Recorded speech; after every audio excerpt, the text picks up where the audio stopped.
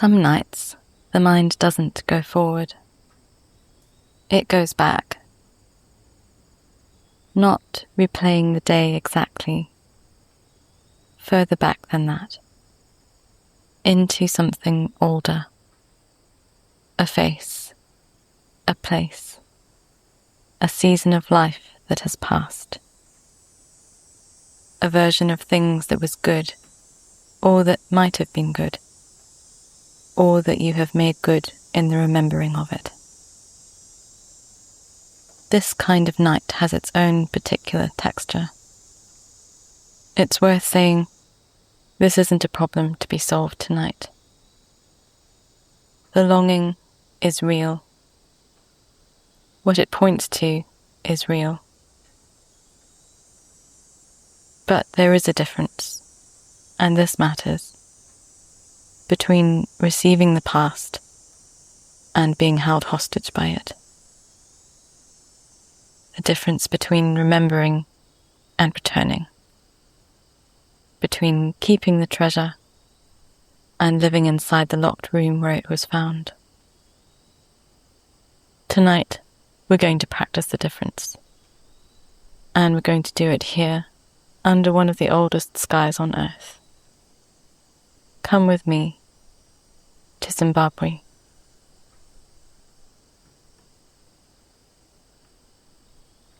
It's the end of the day. The sun is an hour from setting, and the Savannah is doing what it does at this hour, which is to become, briefly, something almost impossible to look at directly. The light thickening from white to gold, to a deep amber that touches everything it reaches, and makes it more itself. You're sitting at the edge of a low, rocky outcrop, a kopje, the local word for these granite formations that rise from the savanna floor across Zimbabwe. Ancient, their surfaces worn smooth and warm. The rock beneath you holds the heat of the day the way stone always does, slowly releasing what it was given, still warm to the touch, though the sun has moved west. Below the kopje, the savanna opens out. The bush. Dry grass, pale gold in the evening light, moving in long, slow waves when the air stirs. Acacia trees scattered across the plain, their flat-topped canopies dark against the amber sky, their trunks pale and geometric. A dry riverbed winds through the middle distance, its sandy floor catching the light, lined with a deeper green where water still finds its way underground, even in the dry season. The colours are changing as you watch. Misasa trees, a multicoloured canopy before you. Red, gold, orange, yellow. This is the particular gift of the African evening, the way it refuses to stay still. The light moving through shades that have no English names. The shadows lengthening across the grass in real time. The whole landscape in slow, constant, beautiful transition. Nothing holds. Everything passes. And each moment of passing is, precisely because it passes, extraordinary.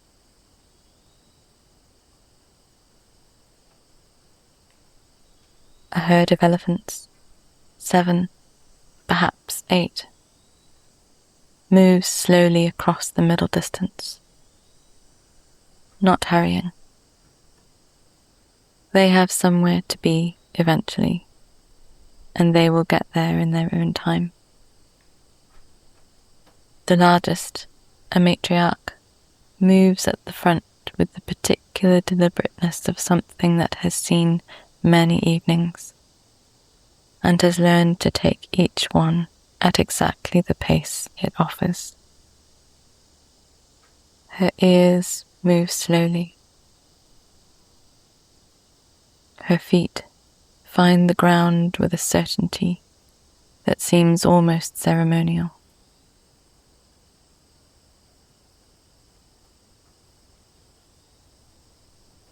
Somewhere behind and below the copy, the mbira begins.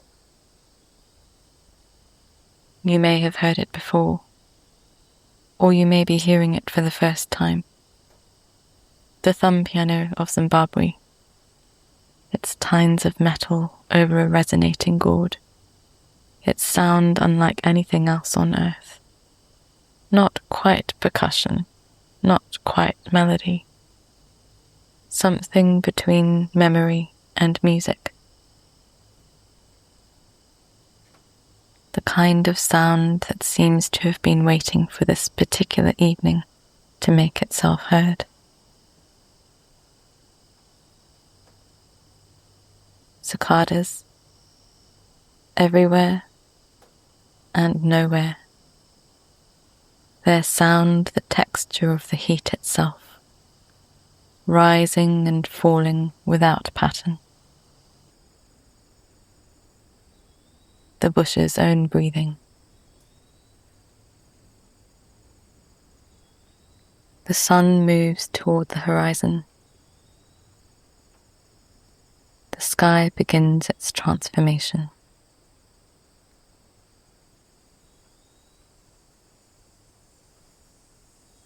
Let your body take a breath of this warm evening African air. Dry and clean, with something in it. Dust and grass and the faint mineral warmth of heated granite. The smell of a landscape that has been here a very long time and is not troubled by your presence or your absence. As you breathe out, feel the rock beneath you. Solid, warm, ancient. 400 million years of granite, give or take, sitting exactly where it is, holding exactly what is placed on it, including you tonight.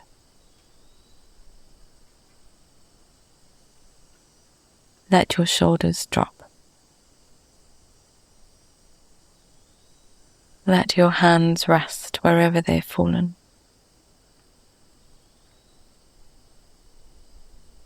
Feel the weight of your legs against the warm rock.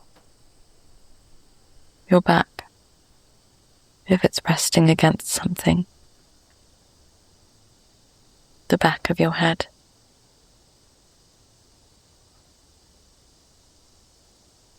You've carried a lot today. Perhaps you've been carrying something for much longer than today. You don't have to put it all down right now. Just loosen your grip on it slightly. The way you'd shift a heavy bag from one shoulder to the other. Not dropped, just held differently.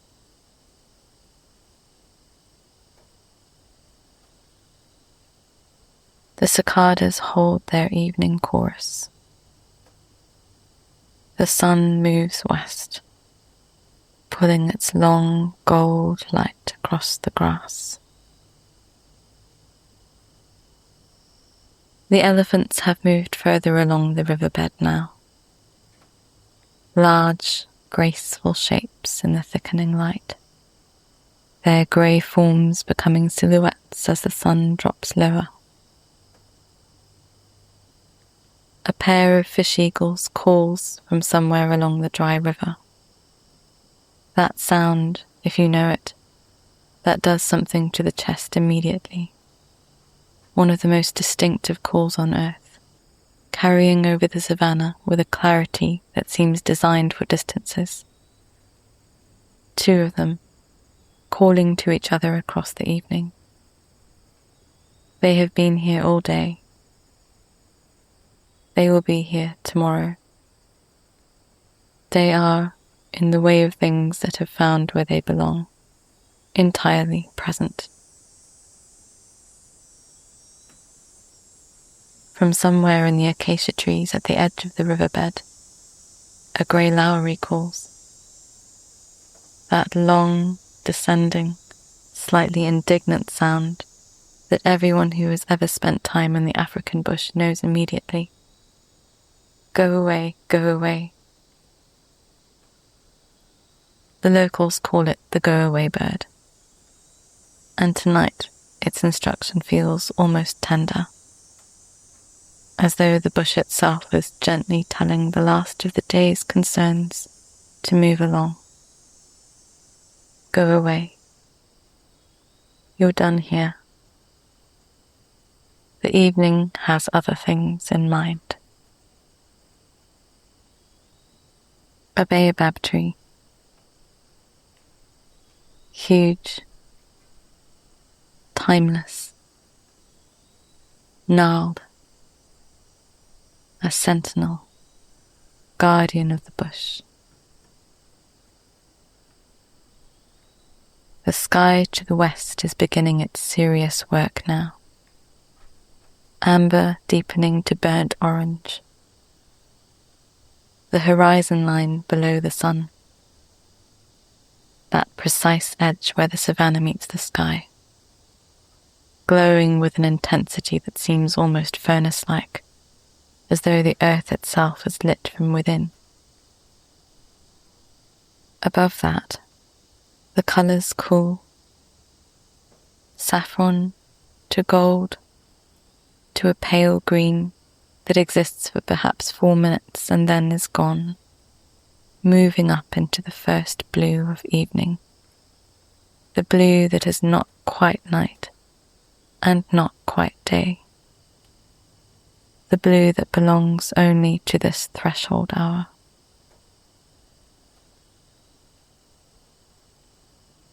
The first star,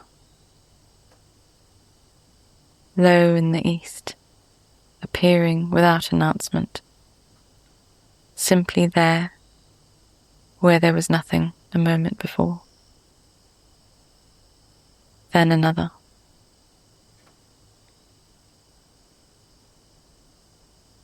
The mbira threads its way through the cicada sound, its notes dropping into the evening air and spreading the way ripples spread on still water, reaching out, and then gone. Each note complete in itself, not trying to be the next one, not mourning the one before. A pair of warthogs trots past the base of the kopje with their particular comic urgency, tails raised like small flags, heading for somewhere with the air of creatures who are always slightly late and have accepted this about themselves.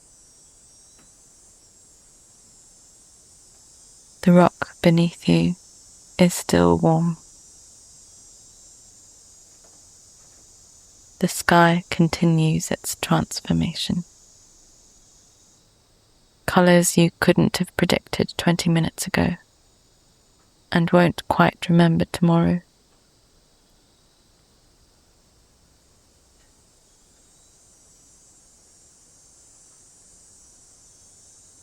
The past you carry tonight is real.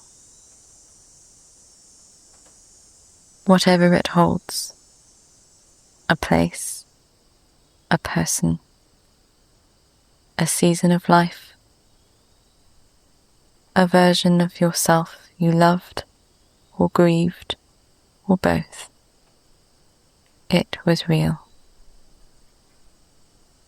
Its goodness was real.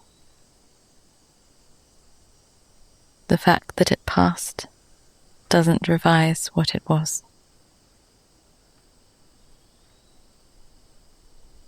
This is worth saying clearly, because the mind at night sometimes tries to resolve the ache of loss by one of two wrong moves. Either it tells you the past wasn't really as good as you remember,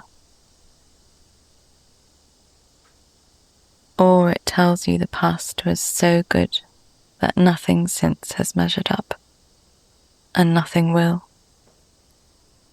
and that the best of your life is behind you. Neither of these is true, and neither of them is what the ache is actually asking for.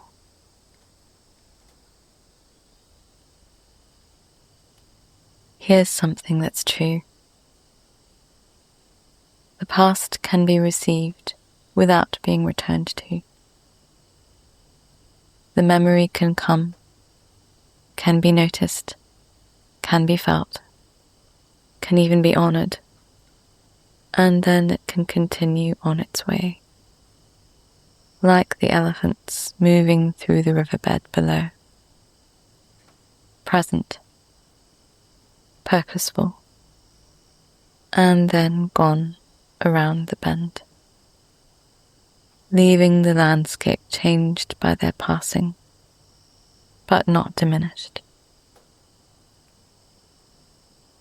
Remembering is not the same as returning. You are not being asked to solve the past tonight.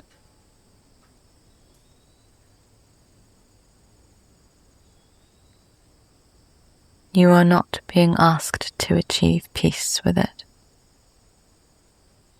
or to stop feeling what you feel about it.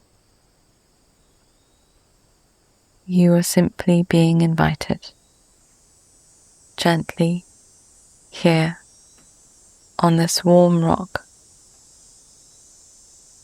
in this evening, to notice the difference between receiving a memory and climbing inside it.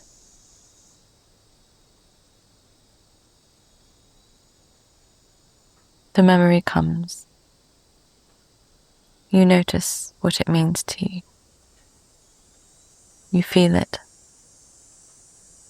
And then, like the evening light, like the colours in the western sky, like the mbira note that reaches its full resonance and then fades, you let it continue on its way. Because here is what the longing may actually be pointing toward. Not back, not to the specific place or person or season, but towards something those things contained. Something they were a sign of. Goodness, belovedness, homecoming, the sense of being known and held and in the right place. These things were real in what you're remembering. They're not confined to it. The longing is a compass, not a verdict. It is telling you something true about what you were made for. Not that you had it and lost it and that's the end, but that you encountered it and recognized it. And it recognized you. And that recognition doesn't expire.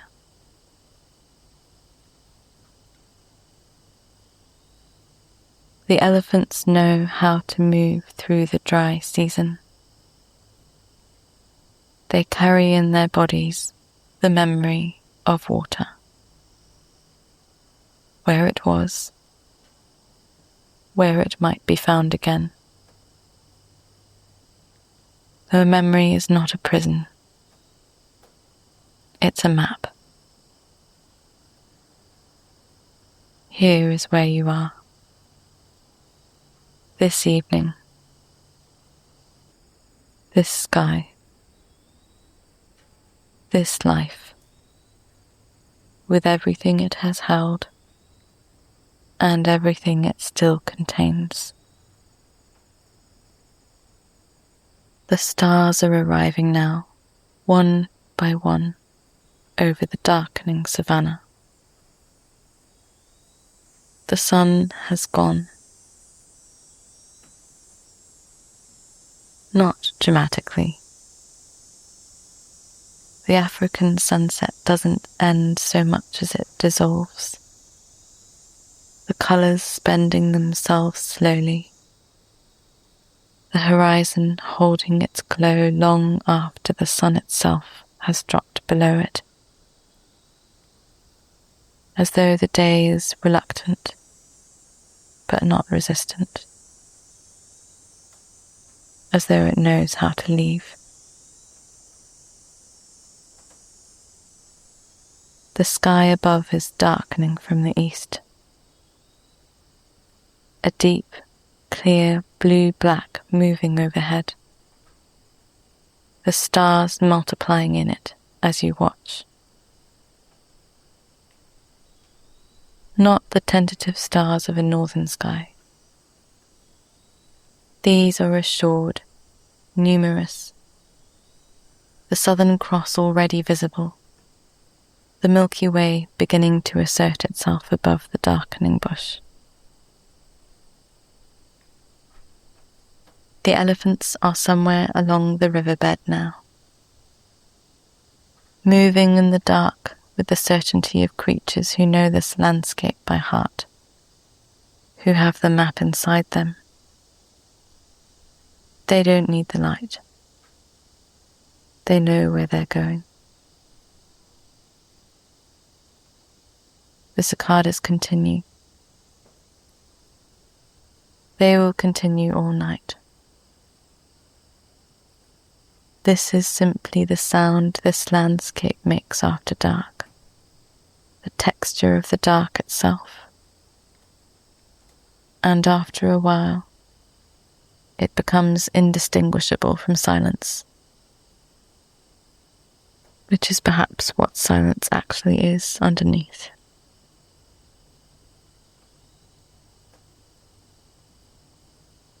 The rock beneath you has cooled slightly,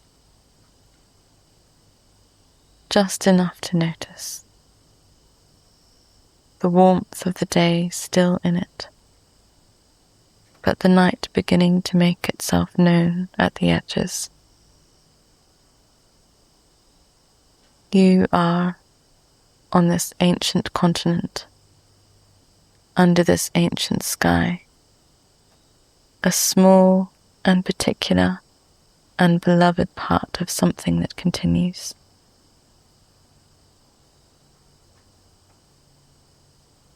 The stars are fully out.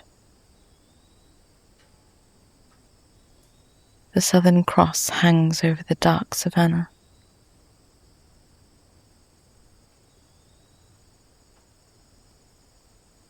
The cicadas sing. The mbira plays its slow, ancient, knowing music. And you are here, held, known.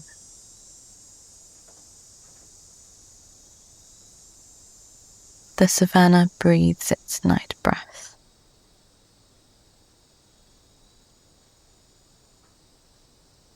The stars hold their ancient positions above the dark grass.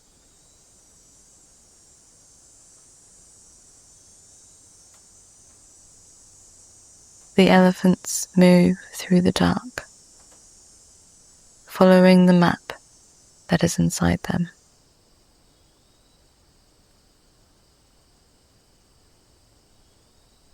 here is where you are.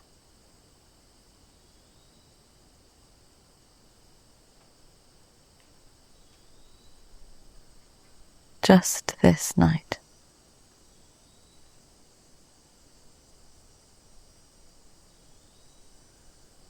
Just this life.